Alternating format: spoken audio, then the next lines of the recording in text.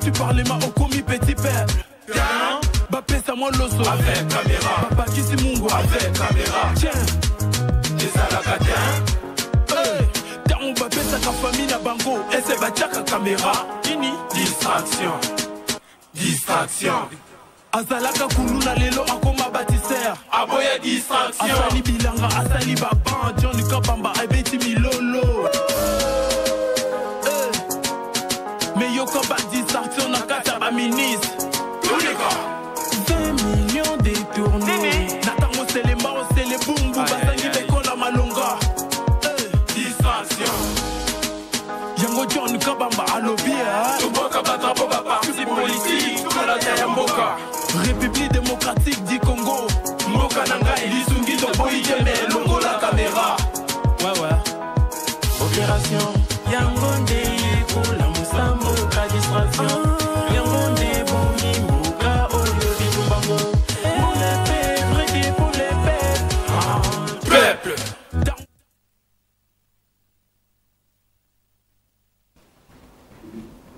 Très bien.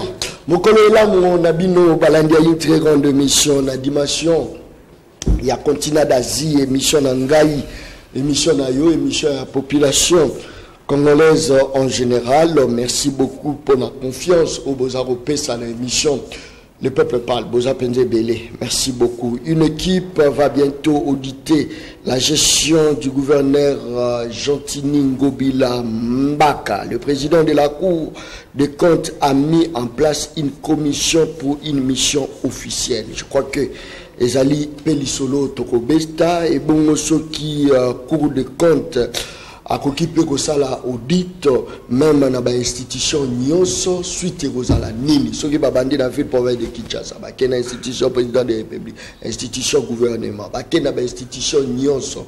Est-ce que Togomona suite favorable les obese mituna tuna oyo komema biso na ba biano il y a bien ma casque le café que fait la RDC pour se choisir de bons partenaires et mettre fin à la guerre de l'Est. Ezamotuna oyo tuni ya mokolo ya lelo mais en dehors nango trobeta penza lisolo ya oyo tali maponami parce que eza penza kowelela moi mingi eza vraiment lisolo trobeta la kati ya plateau ya émission le peuple parle ya mokolo ya lelo deux invités seulement 3T 4T deux invités tozana mwana Congo Patrick Makanga Oyazali moko ya bato yo na moni na changu bato baza kobeta maboko na changu bazo kobetela ye maboko na changu nani alobi John Kabamba mutu alobi pona nini alobi wana na yebite parce que ba message côté moi ebele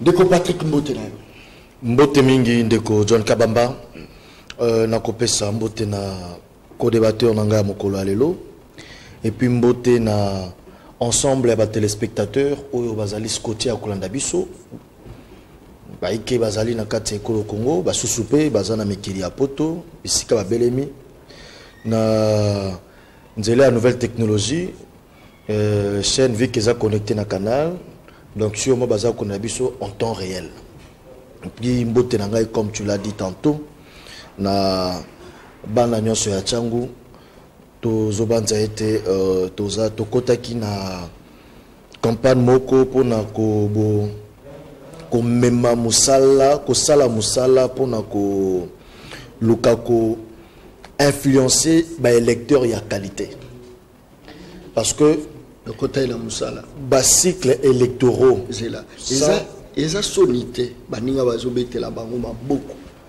epaya bana Gombe bana Lukunga meyoza funa et Tchang est-ce que ça manque ya peut-être ya qualité ya bato malunga te pour la bisuba mona yangona nabi c'est ça difficulté yangona ceux qui bozomona comme si na Tchangu bato malunga bazate comme si na Tchangu bato ba réfléchissaka kate tout ça qui soit c'est ça le problème c'est le badiri mais na koyebiso que Tchangu ngai na tangi na Tchangu nazui certificat na Tchangu nazui diplôme d'état na Tchangu na kati ya itinjili na kokende après na INBTP tout ça il y a train autre pour dire que la kati ya Tchangu il y a des gens qui réfléchissent malgré le fait que le pouvoir public d'une manière générale, le pouvoir public Mingo et les cas, nonobstant de Mosé Laurent Désiré Kabila ou Aluka qui est un peu valorisé comme tenu à prise à position au Banachang Bazoua qui en 1998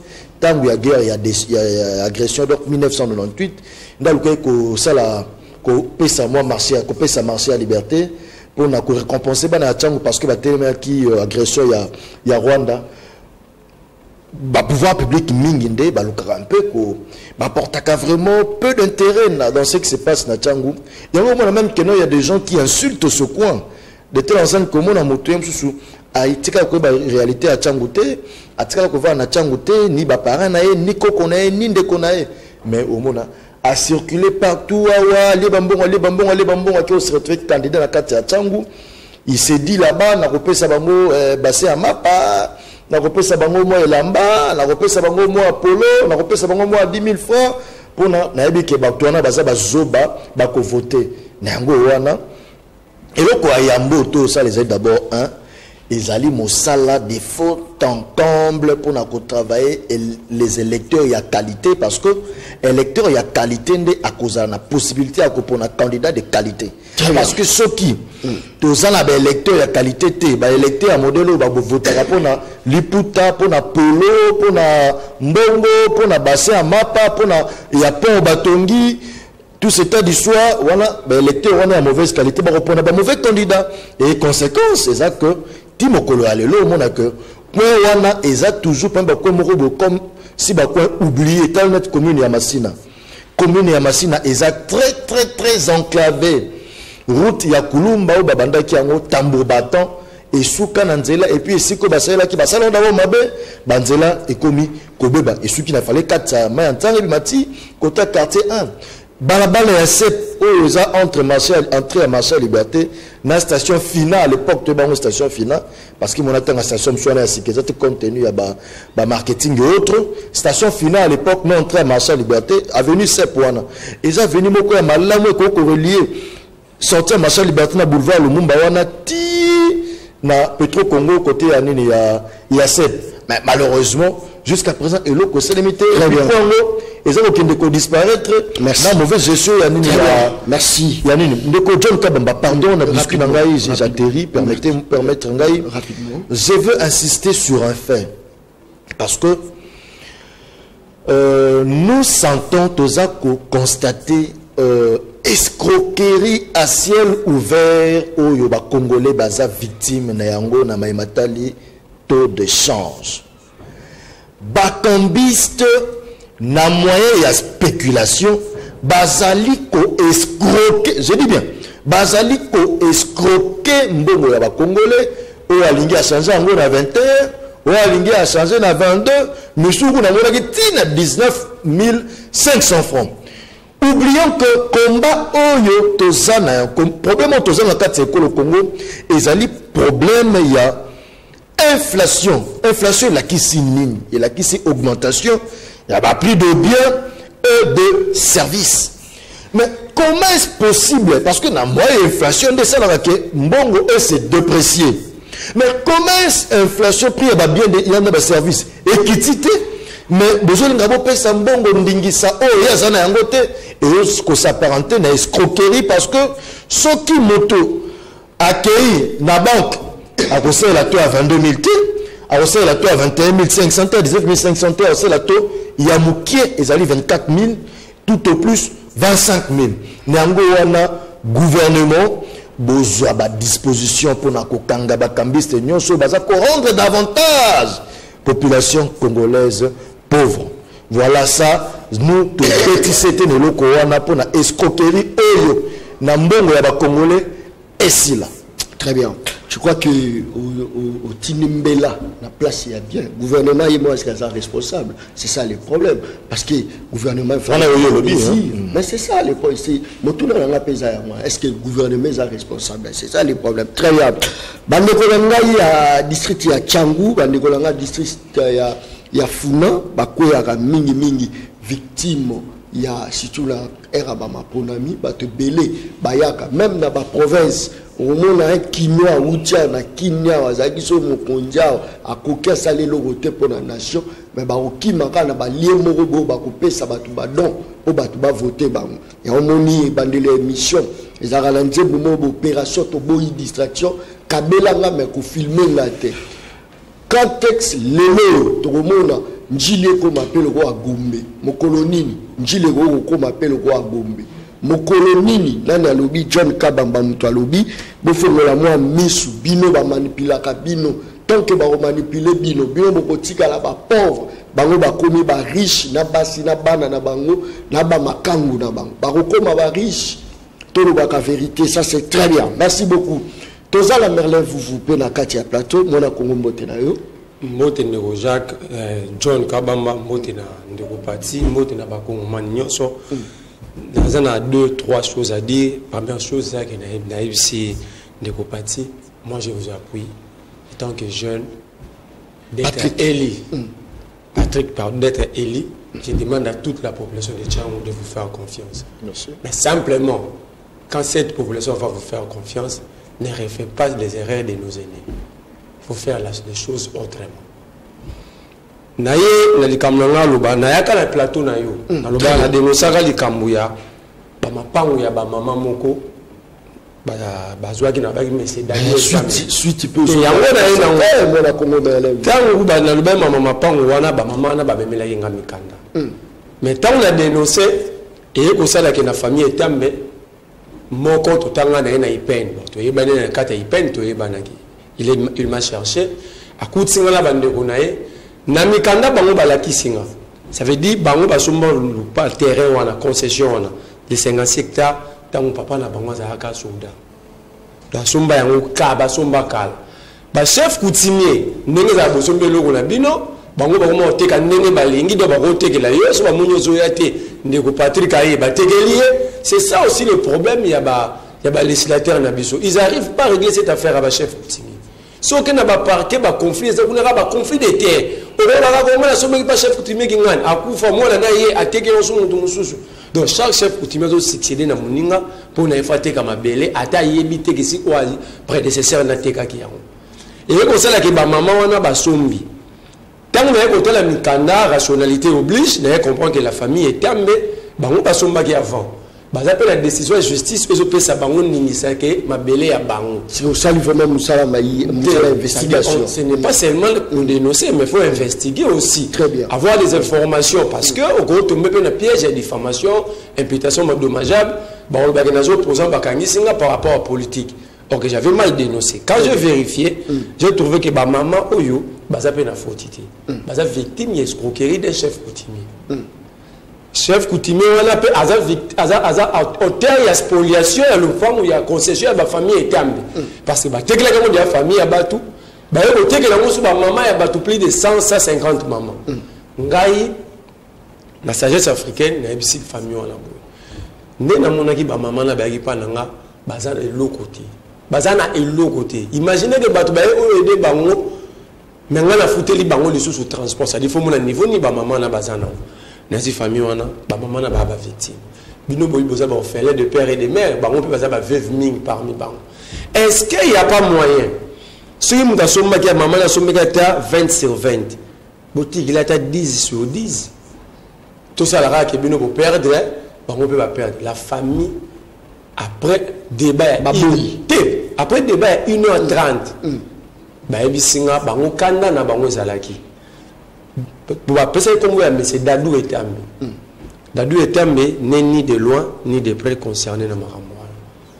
Bah la signaliste n'est pas la famille na bango lui a zappé moi mais il est battu dans Maramouana te balobara na soit à côté il y a affaiblir bango pourquoi parce que il est déjà idée na Dadou Ezala qui va tirer la raba maman wana bazwa partout escalier bango mais à convaincre les familles est-ce bon non ce sont aussi des veuves. Baza ba victime nengi biso to ba victime spoliation alors bazwa ki décision ba maman oyo bana ba mikanda na bango bakuta na famille etembe et moi j'avais pris l'engagement ya ko orienter ba maman na comme ba pesa ngana adresse na ba coordonnées ya rombe ma bango ba trouver terrain so zalaki na moi 16 sur 16 ba peso ata 10 sur 10 au lieu qu'on perde nyonso si tel est le cas c'est que ça Moussa Kitoko quand même justement on a Congo mais il y a un ministre il y a un ministre il est pas victime d'ailleurs, il y a un chef coutumier PK. Accueilli à Somba 1,5 hectare. C'est ces ministres maintenant, nous avons chamboulé, nous avons sur la salle. À ça, c'est ma maman. Hier, j'étais encore avec tes mamans. C'est ma maman. La meilleure voix, c'est la PCBino. Parce que un ministre qui dit aux pauvres mamans que justice à Congo est oisa, est-ce que c'est sérieux? Ministre d'État, le gouvernement, je refuse de citer son nom, sinon ça m'a fait pour ma maman. Ainsi, il a même l'argent au chat, ça veut dire, il a le terrain à battre. Entre-temps, c'est le même ministre du gouvernement Sam qui pousse ses mamans au Lobaké. Nous avons dit il est en train de salir un autre membre du gouvernement qui est de l'Union sacrée. De l'Union sacrée aussi. Je me pose d'ailleurs la question, est-ce que dans l'Union sacrée il y a l'unicité d'ailleurs? Merci. Donc moi je considère qu'on n'a pas besoin d'un conflit inutile. Merci beaucoup. Pour la famille est et Fongwa, mais le ministre Didier Bidimou n'est pour rien. Je ne l'ai jamais vu dans ma vie, mais ce n'est pas parce que je suis dans l'opposition que je dois maintenant créer Ramagamla Tcharlamitou Yabad. Le ministre Didier Bidimou ne fait pas partie de la famille est tombée, il est pour rien. Donc la famille, la conclusion c'est que la famille s'est ouverte. Dans la maman d'accord, on dit pas peur de Nambu, maman peut pas dire pas peur de Nambu, néanmoins maman bazan a bisikate. Que le ministre a un message joana. Il y a relaxa maman là qui va retirer mais la décision est justice. Atika parce que ça va rien résoudre. Très bien. Merci beaucoup. Je crois que on est allé qui biscuit car biscuit pour l'encadrer. Très bien. Merci. Ça c'est très bien. Merci beaucoup. Tout le monde Patrick Malouba Onga Monayo. Que fait la RDC les loyaux pour assa la partenariat? Il y a bien la bateau européen à Malunga au Baroya peut-être qu'on apporter quelque chose pour le développement Mokanaye pour guerre il y a est ici là parce que tout le monde est partenariat entre Brazzaville na Kigali. Mais à quand la RDC on a partenaire il y a bien ou à Rome la victoire Malobonga Monayo. Oui, merci beaucoup Ndeko John. La bande a été qui est belé depuis accession en Bokanabiso na indépendance. Ngonga ekokipe ebele mito compter sur Bisomoko. Très bien. Oui. Parce que moto a kokisi déjà plus de 60 ans. Asa soumona mokete fois défendre na batou. Parce que à plus de 60 ans, moto a commis déjà suffisamment mature à la rigueur. Au commis même coco. De telle enseigne que tu ne peux plus être là comptant sur des gens, comptant sur un salut et qu'on pas à Moutou Songolo, tout comme pas à Moutou Pakala. Donc, John, na action, il y a mon Konziamboka Félix Antoine Tshisekedi Tshilombo. Aujourd'hui, tout ce monde a que il y a une sorte de renaissance, il y a patriotisme, et puis une prise de conscience de tous les Congolais à tout bord. Et Zalangambo opposition. Et Zala Langambu, il y a pouvoir en place. Parce que une bonne partie, une bonne frange de l'opposition, hormis quelques cas isolés, il y a opposition. Une bonne frange de l'opposition, quand même, on a vu des gens dénoncer ce qui se passe dans Maïmatali, insécurité, surtout dans la partie Est, il y a République démocratique du Congo. Donc, les gens l'ont dénoncé. Et puis, cet état d'esprit doit nous amener doit assister à nous ce patriotisme, tout Congolais, jeunes, et donc enfants, jeunes, vieux, hommes et femmes. Il faut que chacun, là où il est, dans tout ce qu'il fait, partout il travaille, fonctionnaire de l'État, militaire, policier, il faut que nous puissions avoir une conscience collective. À l'aide de la conscience collective, nous permettre de créer bloc morobo et souder nous entre Congolais et maintenir un seul langage. Il y a un la gaz pour mettre un terme à l'insécurité où ils ont la partie Est et en Bokanabiso. Parce que beaucoup de gens même ignorent. Si le M23 aujourd'hui a réussi à Gomate, parce que le M23 c'est que sur la situation actuelle où les Congolais sont unanimes, parlent le même langage, et du côté opposition, et du côté majorité. Les Congolais disent non au M23 traitant ce mouvement de terroristes.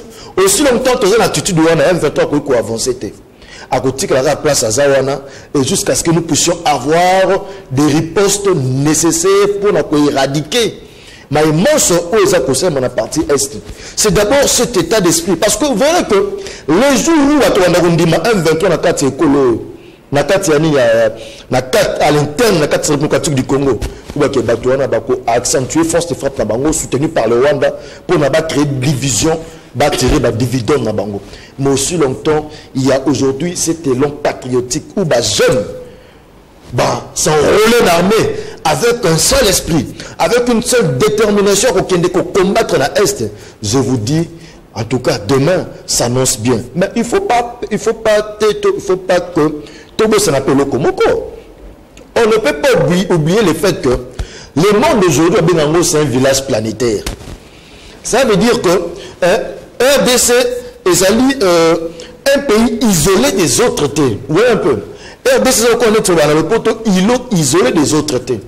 De temps en temps, pour nous servir d'appât et pas bénémité, il faut qu'on accorde le bénéfice de doute sur la intention à consommer. Est-ce que tu crois que la RDC a vraiment prête personnellement?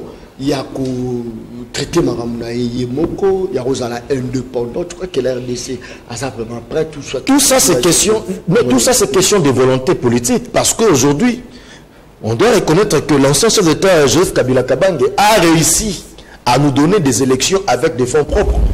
Nous étions indépendants en termes de financement des élections.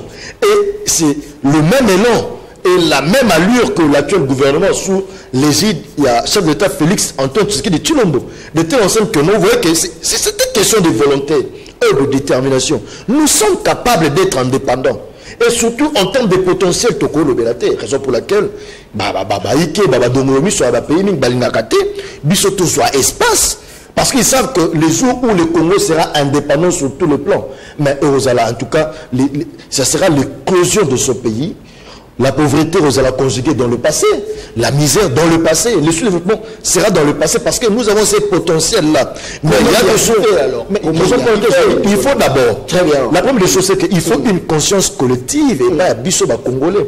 Parce que Roman a été Nabaïki Amaye Salema, même Nangam Yom 23, bazo combattre, bazo bombarder Konabiso, tu vas trouver quelques Congolais dedans. Pour dire que la traîtrise, la traîtrise entre nous les Congolais, devons apprendre à vivre comme une nation. Il faut tout chasser des discours visant à nous diviser, à nous partager. Parce que quand des fois, tu pointes à Kamousapi dans l'opposition, non pas parce que c'est opposant, mais des fois, dans le propos na bango, des fois, des discours allant de nous séparer, voire même des discours qui alimentent le tribalisme. Or, si aujourd'hui nous sommes arrivés au point, si nous connaissons comment, au point que guerre bandit à la tribu, c'est fini, c'est l'éclatement de leur destin. La balkanisation, parce que balkanisation, ils ont qui éclatement à Balkan, des pays Balkans. Ils ont qui éclatement à pays Balkans. Ce que Bisso, nous connaissons une guerre entre tribus. Bon, ça comme on soit assis en français. Très bien. Vous avez la balkanisation, vous avez une habité. Congolisation, peut-être. Parce que balkanisation, Congo, congolisation, nous devons veiller. Susciter la conscience collective. Mais nous devons, loin à cause de la hypocrite, objectivement parlant, saluer les efforts, la position de l'actuel chef de l'État. Son énergie, sa détermination à en finir. Et population, la vraie population, cette majorité silencieuse, a compris que c'est derrière ces messieurs qu'il y a cet élan de patriotisme. Quel monsieur? Félix Antoine Tshisekedi. Très bien, merci beaucoup. Vous, Maloba Olamunayo, est-ce que l'RDC sans un allié peut avoir la capacité d'avancer? Il y a remettre fin la guerre il y a Est sans allié. Merci. Patrick, cette fois-ci la RDC n'organise pas ses élections seule. Parce que déjà, tu vois 24 millions, il y a financement, il y a procès électoral n'États-Unis. C'est différent de Joseph Kabila. Différent. Il y a le déjà, qui déjà 24 millions. Patrick Azef, Nika Dima nous suit. Parce qu'il y a 24 millions d'États-Unis. Ça dit souveraineté. Souveraineté, c'est déjà. Déjà, qui me l'a pas. Souveraineté, c'est pour sa peuple pour auditer fichier et tout le monde et tout le monde élection. Les Cambodgiens. Il y a mis balé, habile comme tribalisme, Nego Patrick. Quand le chef de l'État s'est fait appeler Moukwatombolo, quand le chef se laisse appeler Moukwatombolo, Moukwatombolo l'actinine. Moutouya Tombolo. De ça, le rôle là. Village. Village de Bazu. Et ça, le rôle là, exemple simple. Katumbi devient président, Baromobele Nanzela. Kachobwe. Fayoulou devient président, Baromobele Bagata. Ça, la Union sacrée, que c'est le président qui est en train petit à petit et en grande vitesse d'installer le tribalisme. Parce que lui-même, comme on a Félix Antoine Tshisekedi Tshilombo, mamitiki babenga ngaimu kwa tombolo nenge ya kombo mbiamboka mboka na bango kombo mboka comme nom de la famille. Mais le tribalisme, vous en dites quoi lorsque Kabou a terminé la mission à le président n'est pas combattu parce que a géré Mabé. D'abord, il reconnaît qu'il va gérer Mabé. Mais alors non, parce qu'il est Moulouba, il est Kassaï. Ce n'est pas faire l'apologie du tribalisme lorsque Jules Monier la télé na Gili babi tout le temps proclamer élection Nachiluba. Bah image ça. Mais attention pour proclamer la Chiluba ya mabete ça quand même non langue nationale la institution bah ça la langue officielle les français. Bah institution. Mais attention, na Rwanda ba utiliser la Kinyarwanda. Non, attention. Non. Parce qu'on ne peut pas être à mesure comme ça langue officielle. Le Rwanda, Azana Kinyarwanda, wana na anglais. Nous tous on a 4 langues nationales. Mais Kinyarwanda ba langue officielle. Wana nda comme ça. Je peux donner ma dialecte. Mais wana na dialecte. Exact. Mais est-ce qu'on peut pas être la capacité la langue officielle répondre comment est-ce que les institutions où la langue officielle il y a travail et ça français dans Congo mais bah ici biso va programmer l'élection nationale pourquoi la si va programmer le Congo par exemple lorsque moi si on a publié sur les réseaux sociaux sur YouTube sur Twitter dans Congo na été aloba que Muluba kanga Muswahili kanga munokono Mungala kanga munoko Mukongo kanga munoko pour pouvoir à Baluba lorsque un pasteur réunit le fidèle la Kassai na stade Kasala Bonjola azo modiri bato alobi yo zanna nyobo ya Félix yo Muluba ndenge nini tobobundi to suis pouvoir yo za la contre Félix Tshisekedi oza Muluba te okufa et ça langage tribal. Mais c'est clair, c'est dans le niveau de la journalisme, c'est un signal qui est tribalisme. C'est pas langage mabé. Par exemple, Eza Ebele. La roque est aussi dans la nomination. Vous avez même Elo Bakabouya dans la ville. Balingbaché la Psogodé pour Ikassaya. Le vice-président de l'Assemblée provinciale, Tibala Balakassay. Quand je dis Kassay, c'est trop large. Balouba. Bazazo gouverneur, j'ai coco pour quoi ils Argentines, Bazazo j'ai coco, non lobo.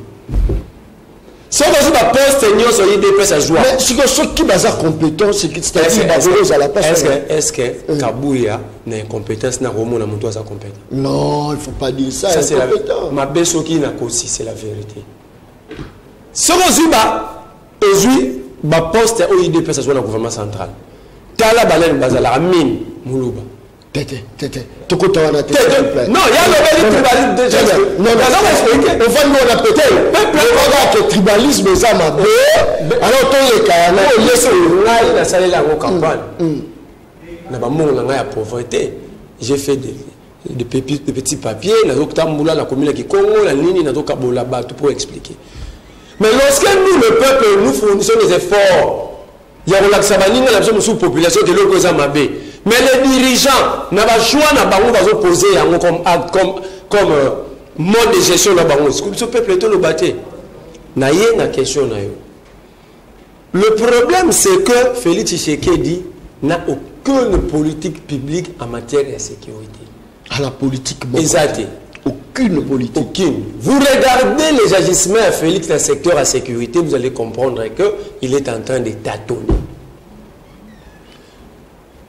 la nomination na ANR, na CNS, na Conseil national de sécurité. Comment en 4 ans, nous avons connu 3 AG de l'ANR? 3 à 3. Kalev Moutom, Mbelou. Wano Kabila Tika. Mais Azaki na ANR, tu es Longola qui. Félix, Ayache Hervé Mbelou. Na Longola Hervé Mbelou. Yet, Ache Soumoussou. Na 3, na 4 ans. 3. Kende na CNS, nous avons connu François Béa. Voilà Kabila Tia Félix. Nous avons connu Boukasa, Longo. Les autres communes, Jean-Louis Sam. Cette stabilité, et c'est que le président n'arrive pas à cerner le problème de la sécurité. C'est-à-dire que tu arrivé à résoudre le problème. Alors, il n'avait pas fait le choix, lorsque vous n'avez pas une politique publique bien définie, comment est-ce que vous résoudrez le problème? Comment est-ce que vous allez résoudre les problèmes? Nous avons pas félicité le recrutement. Mais parce que nous avons tenu au bout de ça, parce que ce qui est là, quand il n'y a plus de place. La place est vide, le régime passé Tekaki, le régime au PT qui va se battre au retour. Mais parce que tu es étranger. Étranger. Tu as une armée à 150 000 hommes. Félix Tshisekedi vient de recruter notre groupe, on a 200 000 hommes. Nous avons construit combien de casernes? Dans un autre soldat. Si on a un fungula, on a lancé recrutement à la police. Mais si on a un fungula, la police va regarder dans la toilette. Moi j'habite Lingwal. Si on a une toilette, l'ouvrage est simple, toilette. L'État a tourné la policier toilette était d'un côté. Ça veut dire qu'ici, Félix Tshisekedi n'a pas de solution. Et là, quand il y a au pouvoir, régime européen, sa peuple. Pour le peuple avant de raisonner développement, c'est la sécurité. Lorsque dans le domaine vous avez échoué, vous n'avez plus de bilan à présenter. Parce que Tshisekedi a dit ça à Bissoboui. A Kondimaka Kakaresi, ce qui a restauré paix dans l'Est de la République et l'ensemble des territoires. Mais tant que Félix a échoué, il a échoué lamentablement. Bateau tout le Félix a un bilan, Félix a eu un bilan raté. Il y a le bagi bas côté qui a place de sécurité. Azouagi pays avec 2 345 410 km². Est-ce qu'aujourd'hui, nous pouvons dire que nous avons encore la totalité en termes d'administration du territoire national? Félix vient de nommer la territoriale. Il a nommé qui comme administrateur à territoire Rutshuru? Je veux les noms. Très bien. Félix Tshisekedi, soit un partenaire, je suis par là, soit un partenaire. Félix Tshisekedi s'est transformé lui-même en maréchal Pétain.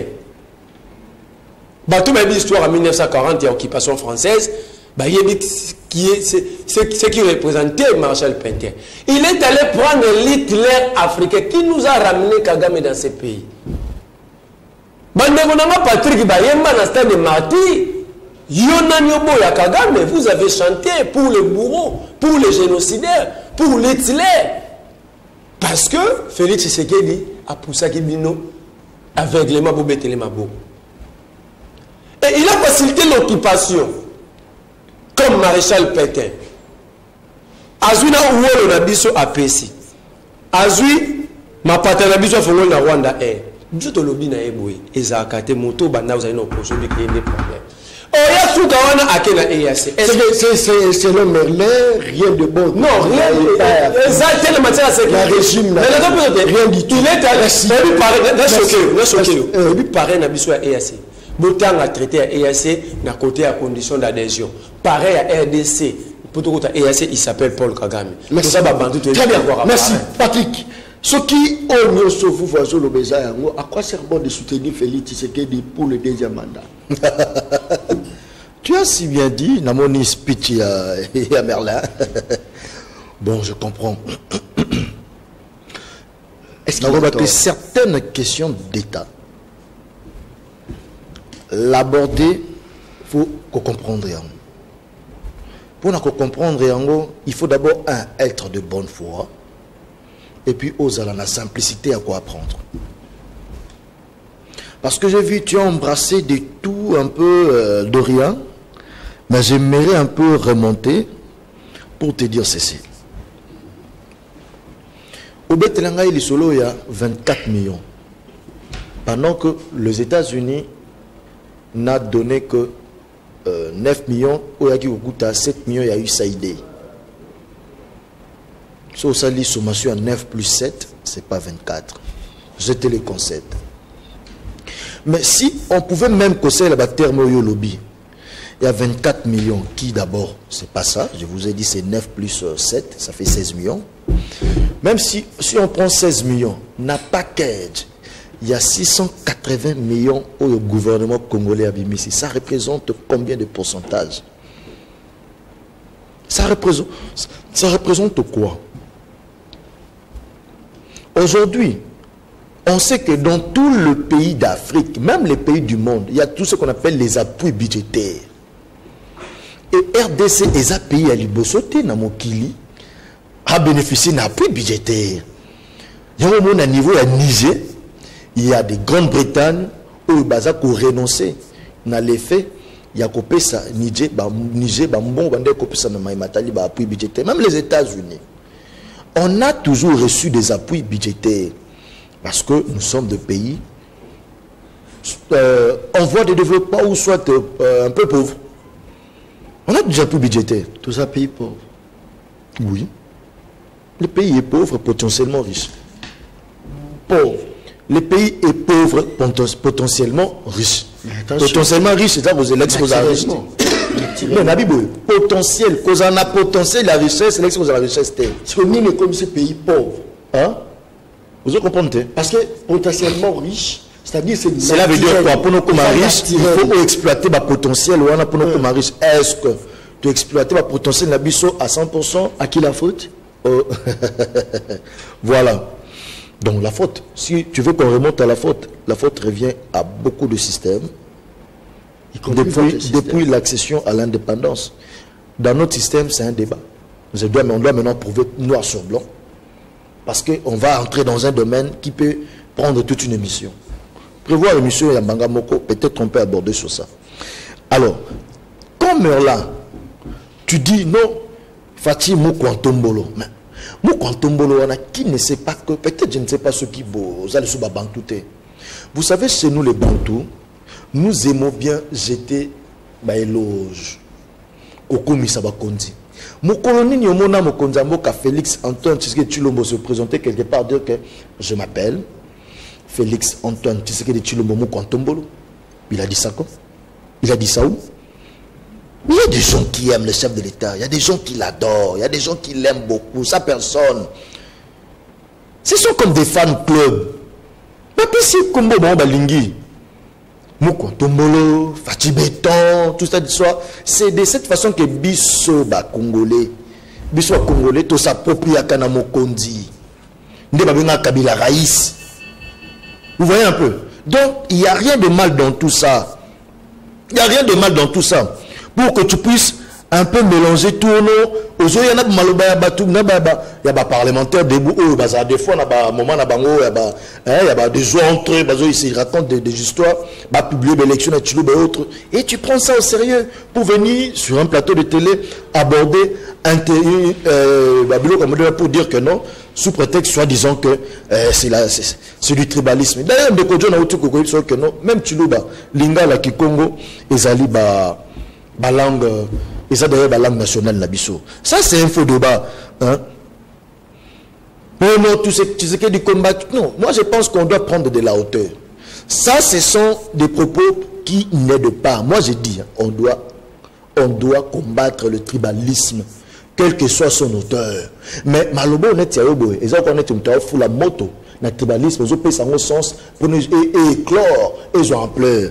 En plus, quand tu dis que Tshisekedi n'a aucune politique publique en matière de sécurité. Mais non, mon cher, je ne sais pas, je ne te comprends pas. Bon, selon toi, de t'entendre parler, tu as parlé de la mise en place de la demi-app. J'étais suivi une fois, dire que notre armée est infiltrée, notre système de sécurité est infiltré. Ça veut dire quoi? Cela veut dire qu'il nous faut être regardant sur le choix de la personne. S'il faut changer 20 personnes, donc pour dire que Moutou a ses responsabilités, tous les yeux doivent être braqués sur lui, ses faits et gestes sont comptés, sont pris en compte. de telle enseigne que, moindre mouvement en tout cas, le chef d'État a des raisons d'enlever les gens. Et puis il ne faut pas confondre les individus et le système. Le système reste système. Les individus passent, mais le système reste. Quand on met la politique publique, cela veut dire quoi? Mettre en place un système et non mettre en place des individus avec la couleur de leur peau. Par contre, vous voyez Merlin, mais la mise en place du système, c'est le chef de l'État qui en maîtrise parce que c'est lui qui a mis ça en place. Et ce qui fait qu'aujourd'hui, les EDF, de plus en plus, on sent qu'on est tenté de reconjuguer dans le passé. Les EDF, ils sont en débandade. Tout ça pourquoi? Parce que un système de sécurité, parce que toi, tu veux t'accrocher sur des individus. Et ça lié que EDF n'ont plus de communication au niveau armé pour on a envergure actualité comme M23. Mais je veux te dire une chose. Velléité à Rwanda et Banda Lelote. Et Banda depuis Kala, de telle enseigne que Moutou a besoin de Salomabé, à cause de Salomabé, Nangongo Yalingi.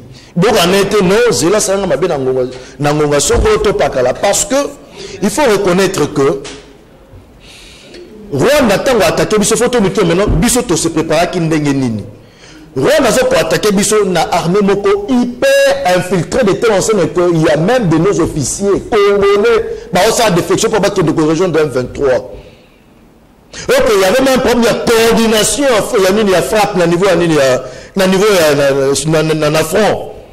De telle enseigne que le chef d'État a travaillé à fond pour essayer de ramener les choses à normal. Nous avons hérité une armée qui n'a jamais été à mesure.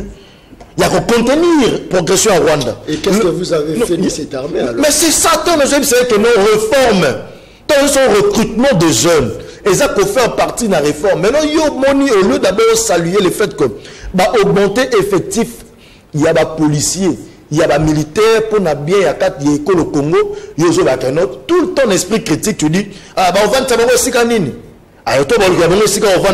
laisse est-ce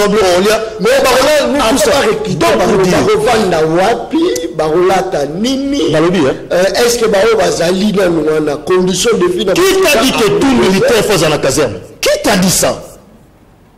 Qui t'a dit que tout militaire fait dans la caserne? Il faut la citer. Nous, il y a des militaires accueillis à l'ongo cité naïe, na tenue peut-être civile, dans sous d'autres cieux, Zali, total même dans la militaire. Non, écoute-moi. C'est pas tout militaire à la caserne. Il y a un militaire en sous accueilli, à côté c'est comme ça, on est dans la tenue.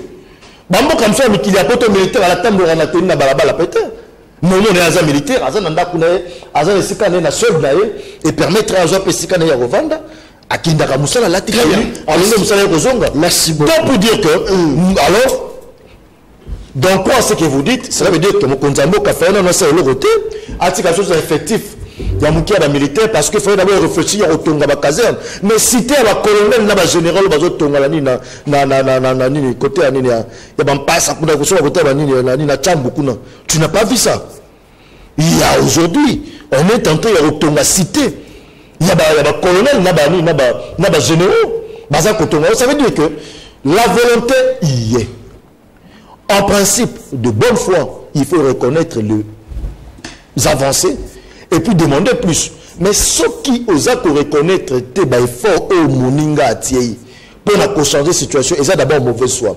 Alors, et si quand on a mauvaise foi, est-ce que Makambouya Malam ou Kobi Manasuka? Très bien. Ça reste à désirer. Merci beaucoup. Malin, vous, est-ce que trop PSAP de Patrick raisonné sans haine, ni jalousie, ni pré-campagne? Est-ce que le président de la République, Félix Antoine Tshisekedi, a mérité quand même deuxième mandat? C'est pas ça? Ndegonangai Patrick a lobby Mambutu sauf à rencontrer Maté. A lobby, yem dalobaki. Après ça, exemple, il y a un régime au Bangoba pour Nagi Pena Kabila. Parce que lorsqu'il parle de l'infiltration sur le régime passé, il oublie que son chef était influent dans le régime en Abahati Lukwebo. Maintenant, il est dans les individus. Attends, les individus, vous parlez d'un régime que ton chef avait aussi construit. Il y a régime. Mais Bahati était influent sur Kabila. Au moins que nous avons Patrick Gallo aussi. c'est le même Bahati qui est aussi influent aujourd'hui avec Félix Tshisekedi. Donc vous n'êtes pas mieux placé de parler de l'infiltration. Parce que bino boye bingi na infiltration ke biso. Boye bino na ndenge bo salela ki yango pour mboke comme infiltré. Donc vous l'AFDC vous n'êtes pas mieux placé à olobela yango. Alobi marambu ya bambongo mayum to lobaki que tout ça là on a fond propre ndenge Kabila passe à laki. Quand je vous donne le chiffre de 24 millions en communauté, nous avons 9 millions, il s'agit de 7 millions. Bon, tous voyons le lobby bon. N'est-ce pas? Il y a un bradage à souveraineté.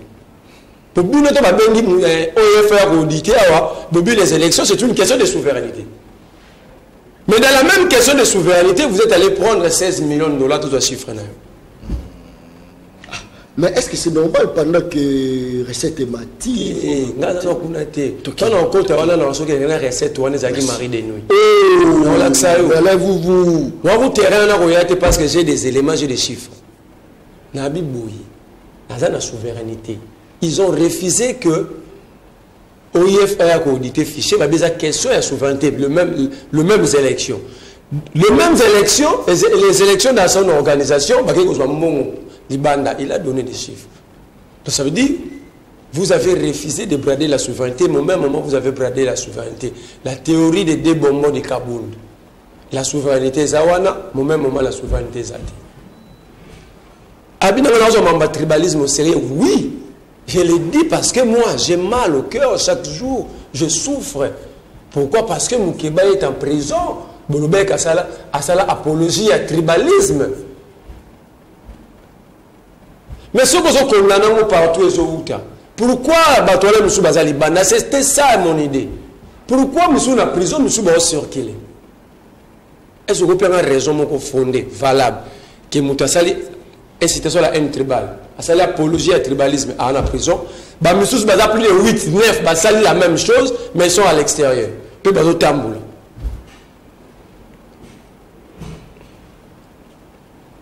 Citer des officiers. Mais Bahati peut t'expliquer que Bandaki Banda Tangwa Kabila. On a expliqué, Bahati peut bien t'expliquer que si tu es Banda Tangwa Kabila, il y a un cadre, il y a continuité, il y a action à l'État. Et nous disons bravo. Le régime passé comme le régime, oh, ils sont basés sur la mais quand vous avez un mais il y a une question. Le chef de l'État n'a aucune politique publique. La politique publique, ça veut dire quoi? Ce n'est pas une manière de définir. Ça veut dire je parle de la vision globale du président. Pourtant, on a nommé Batou. Batou, il ne faut pas correspondre à l'idée président dans le secteur. Mais nous avons remarqué que Batou, le président dans le Marabango a expliqué à Rabango une vision de la sécurité. On va remettre ma technicité. Le président va amener l'idée politique, la vision politique. N'est-ce pas biso na mboka autant bino bozana Kabila toyemba ke Kabila zonga Rwanda? N'est-ce pas Tshisekedi Félix na biso toroba ke Rwanda nemda zo boma biso? Mais qui nous a amené Kagame à Kinshasa? Pour que les intellectuel qui est scientifique ayembela yona nyobo ya Kagame. Vous avez chanté pour les bourreaux que vous voulez condamner aujourd'hui. Félix Tshisekedi a quelque et c'est toujours comme ça. On a pour ma bonne foi, ma volonté d'apprendre. Félix a quelque et assez. Parrain Nabiso, il n'a pas contredit. Notre parrain s'appelle Paul Kagame. Parce que l'adhésion à EAC par parrainage. Comment est-ce que Tshisekedi peut prendre notre bourreau à parrainer Biso? Tout ça dans l'ibal. Yo rose ennemi na yo, tout ennemi en famille nous a comme parrain. Mais Tshisekedi l'a fait. Je me pose la question si c'est Kagame. Kagame na Rwanda ba violer kata membre mo ya famille Tshisekedi. Angazwa Kagame parrain ya biso ya Congo na EAC. Tolobi awa na mutema la biso ba be ba traiter biso. Tolobi jamais un Tutsi abomara Tutsi. Les Tutsis ils ont une politique, ils estiment que baza moké, baza race minoritaire est menacé à la disparition. Pour la Tutsi, il y a Kenya, na Tutsi à Rwanda différence c'est ça. Très bien. Alors bango ba meme biso kuna. On finit le président a pleuré. À part l'Ouganda, par le Burundi, tout va tirer baza correct. Merci beaucoup. Entre-temps, tu as une question. Là, c'est dans la politique publique. Il faut un appel à la population. Meeting aérien. Meeting aérien. Avion au Kwesela Soda Parachute na Kanseta le 30 juin.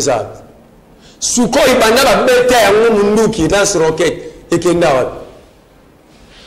Il y a grave toza wapi na mutualisation des forces IPDF ya Uganda, armée ougandaise na FARDC. Donc vous comprenez que le président est en train de tâtonner. Merci. Tout n'y ma la banda ko basoda ba recruter bio na non. Donc yo ko ba la sauce ananda coupé. Fallait d'abord le préalable, vous avez la place à Rocha Bango. Merci beaucoup. Vous avez la moyen de vous en charge parce que tu le basoda va foutre à midi. Merci beaucoup. On 150 000 bâtiments. Tant que vous foutre à merci beaucoup. Patrick, bientôt, Jatini Ngobila Mbaka sera audité. Tu penses que non, c'est une bonne décision ou encore il y a moi et l'Oromo est caché dans Simawana. Merci beaucoup John Kabamba Naza Koya. Ça c'est un peu moi recadrage parce que na comme qu'on comprendre comme si na merla to comme ko kabona mokili. Ba mikili absolu comme ko kabona. Donc merla na bino boy. Tu ne peux pas parler na bradage et la souveraineté pendant que ba pays nyonso. OK te tona ba ke sika wana.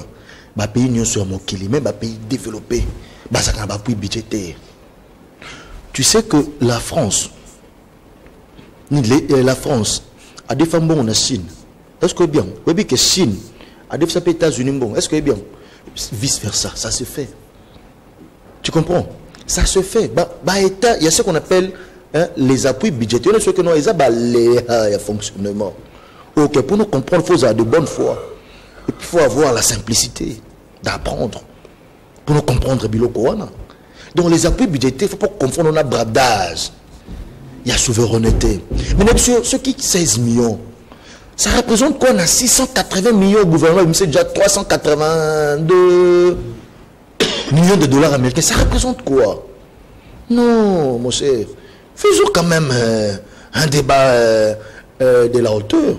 Je t'ai vu redescendre trop bas jusqu'à citer maintenant des individus. Ça veut dire, au Kimi, débat des idées, tu es allé vers des individus. Tu veux citer Modeste Batou Lukwebo, influent à l'époque de Kabila. Il a dirigé quelle institution? Il était à la tête de quelle institution? Il était Premier ministre, il était chef, à peine il est président du Sénat. Et en plus, il était... non, je ne sais pas qu'est-ce que tu veux dire par là. Et quel est le lien Yamakambo Yolobi d'infiltration? Quel est le lien? Infiltration bandicant. En 1998, 1998, infiltration bandit. Bahati, Kabila le père, à Kanga a tiré en prison. Tu sais que Bahati a sera 8 mois en prison. À l'époque, à Kabila le père, tu le sais. Il a fait 8 mois dans Makala. Peut-être il y a des informations, l'histoire de ton pays au Kolukao maîtrisé. Je t'ai dit que Moutabeng Moutoumou Kwantombolo, tribalisme nani. En quoi il y a le tribalisme? En quoi il y a le tribalisme dans ça? Moi je ne vois pas qu'est-ce qu'il y a du tribalisme dans ça. Et puis on doit quitter cette discussion des bas étages, des bas niveaux, tribalisme et autres. Jusqu'au point où Bahati a dit. En principe, si tu étais un scientifique, il fallait aborder ce nom à respect et abnégation. Parce que tu abordes avec tant de légèreté. C'est un professeur des universités. C'est un monsieur qui n'est pas le moindre dans ce pays. Mais je te comprends. Vu que tu ne veux pas me rencontrer dans le débat d'idées, tu as plongé dans ça.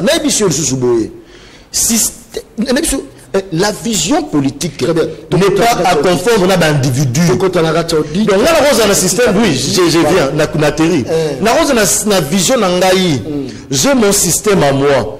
Mais les individus, ce ne sont que des pions que je mets. On a plus de punch. Parce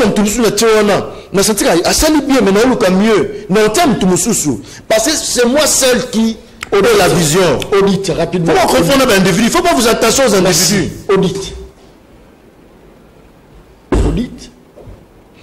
Le Kambo, il y a gagné un gouvernement professeur à Kinshasa. Ndeko.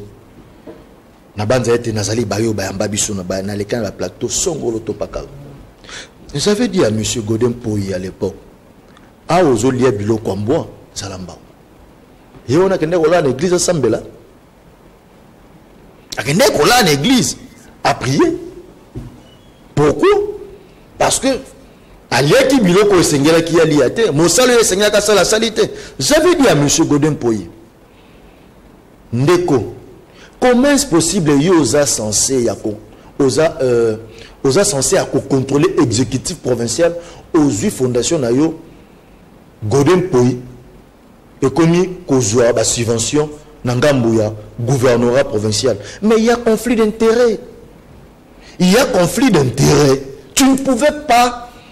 Maintenant, voyant les élections approcher, ah, mon sala, abenda planae, pourquoi? Parce que Aluka s'est dédouané. Non. Vous êtes tous comptables. Et gouverneur, vice-gouverneur, M. Godin Poyi. Vous êtes tous comptables et Yabolamou, tout comme Mabé. Dans Katia ville, il y a Kinshasa. Et ça a été pour besoin électoral. Merci beaucoup. On a besoin électoraux. Des bons Lukaku abandonné à l'île Nabino de taille. Abandonné à l'île Nabino de taille. D'accord. Moi, mon gars, la bande a été cours de compte. Hein? Merci beaucoup. Cours de compte. Merci. Il faut ça, Moussa Nango. Merci. Merci. Merci. Bah, responsable, il y a des détournements. Merci beaucoup. Bah, responsable, il y a des gabégie financière. Merci. Il faut répondre. Merci beaucoup. Si on a. Merci. Parce que jusqu'à présent, merci. Tout le monde a joué la présomption d'innocence. Très bien. Mais alors, vous, je crois que tous ceux qui ont chité, mais il y a un petit caillou, Olanda, Ilema, Oyo, Otala, Olo, Batobazar, Olo, Bawana, Osala, analyse, Nawana, Nitro, chité, image, régie.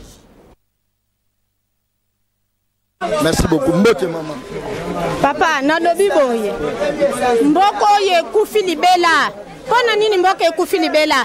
Etanke bino bolobaki mwana mboka vanda na mboka. Mwana mboka vanda na mboka.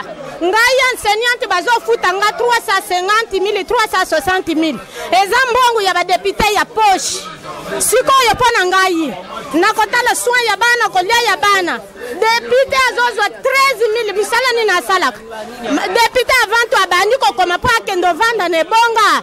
Ezande auta na enseignement. Enseignant les rapesi ye pa ya kokoma simsi ye biki na cré nde ake vanda kuna balo bele biso avec 360,000 tozomona eza mbongo na bango ya poche eza mabe makasi Kongo ezokende na buluwo pona nini etanke mwana mboka za place wana ezopesa kitoko te yaya ozokende na $10 $20,000 na poche osala wende bepi sezangi ezate babongisela biso mboka biso tolingi tovanda bachape bansenya na place ne bonga na bango toko sala élection te lelo oyo tozo sala élection to voter bana mboka et moment donné et comme mwana mboka zokende ko chela biso oyo babengi chaîne ye kuna na parcelle na ye pona nini. Merci beaucoup.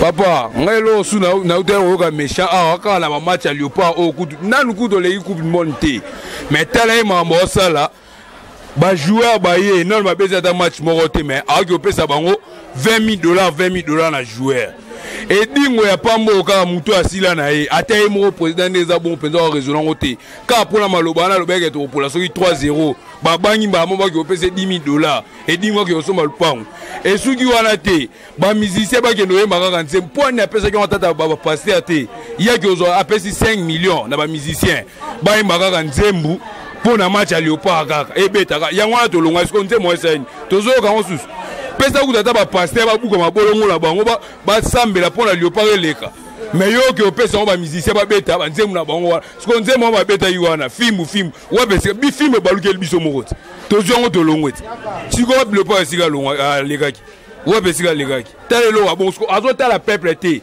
na ba mbongo wana nyoso tala peuple te souffrir bana ba otanga te mais école on l'état to ka ba école l'état salama wa pengo to mona ngo lelo bana bazotanga te sko ye bela mbongo wana ki opesa ba musicien ba joueur ne dingo est-ce que ndeza bon peuple mbima e malobo e dingo aloba yiwana est-ce que ngai sala mapinza likola peuple mbimo kongo mbima maloba na aloba yiwana ngai sala mapinza.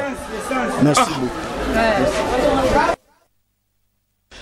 Très bien. Je pense que dans les éléments à terrain, tout ça là, à l'époque, tant que c'est-à-dire Léopard a droit comme bon belé pour le loisir, la RDC, bah quand on soit beaucoup dépensage, union sur ya bateau, tiens à loisir, n'est-ce les lois tout le monde a géré à francophonie, bon bimi, a géré à francophonie à Makasi. Voilà tout là. Bon moni na wenzi, maman zolo baza enseignante à soit combien et en même temps député à soit combien. Et ça, élément, il y a terrain dans la ville province de Kinshasa, parce que biso toujours tamola presque partout pour Toyoka, Oignon, tout ça la monnaie dit tout ça là qui na Congo central, tout ça là qui na Lubumbashi, tout tamboli moi ba province est belé pour tout l'andaka ka situation il y a kati amboka na biso Congo. Je crois que là des éléments point de vue na rapidement.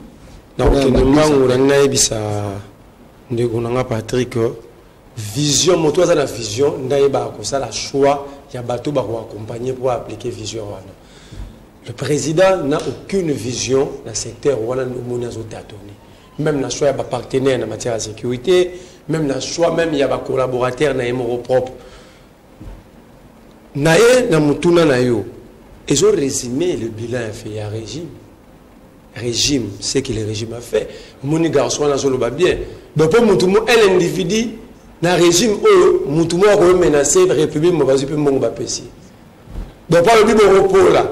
Mutumo la bête à balle était hier mo va la quartier abima champion du monde était même ça abima to chaka abima kata champion du monde. La Kachuana et ça la relation ni na balo batu ba robeta. Mais bozumbo bo pesier. Maman a dû foutre à renseigner 360 000 francs. C'est ça $50. Vous foutre à tout ça $50. Maman tout ça qui soit en bas à 4. On fout là dedans combien? Soins de santé. Pour bazar soins de santé place monter bazar traitement. Collier à balle. Mais là que ne manque na Mambaville. Mambaville, moi j'aurais voulu que Patrick aille au backer. Mukeba a raison. Ce monsieur a été traité de fou dans cette ville. Godé pour la Kenda loin, alors que Mukeba a mérité délivrance. Mais les lots total la personne. Namamo Jantini a zolo. Namamo Mukeba a zolo. Godé a zolo. N'y a pas Mukeba a loba yango. Mais le plus grave, on a réclamé la ville. Non seulement dit à Salama.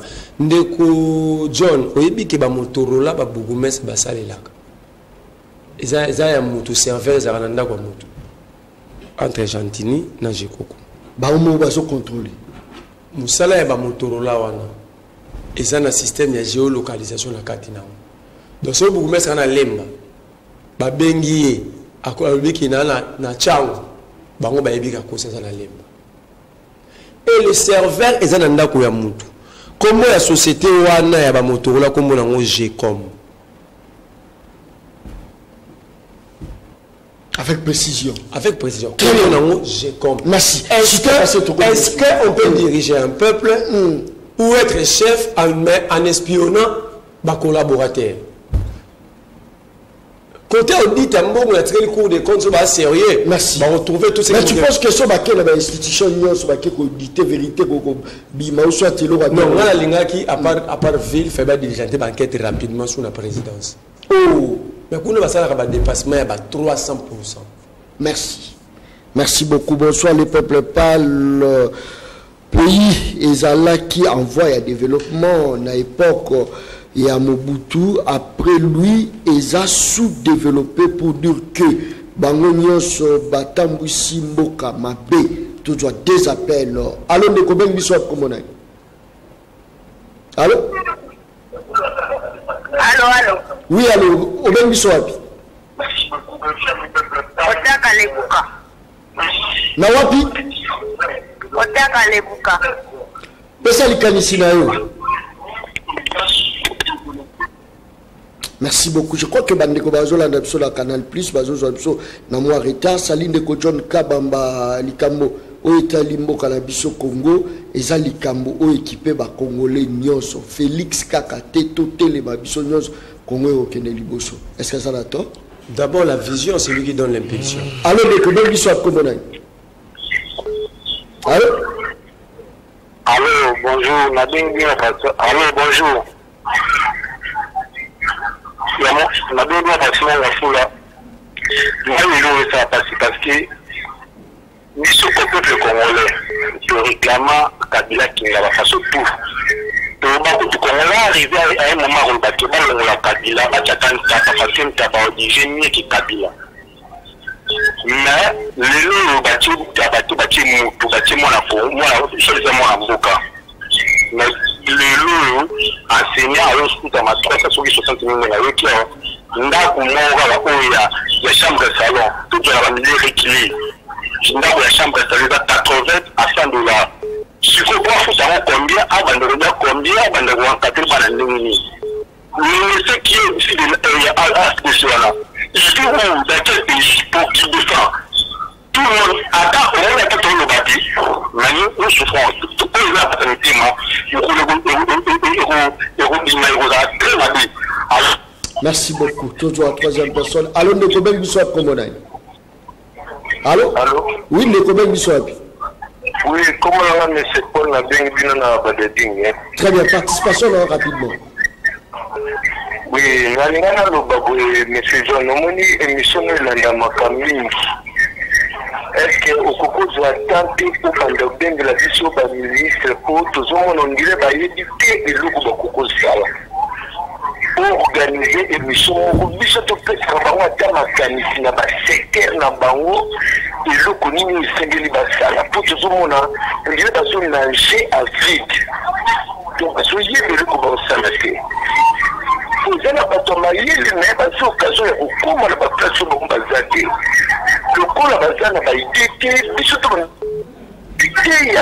merci dernier rappel allons de Koben Bissouap Komonani. Merci beaucoup. Je crois que là, tu ressens la racine qui est commis dans la souka émission. Rapidement, 30 secondes. Dernier mot, merci beaucoup.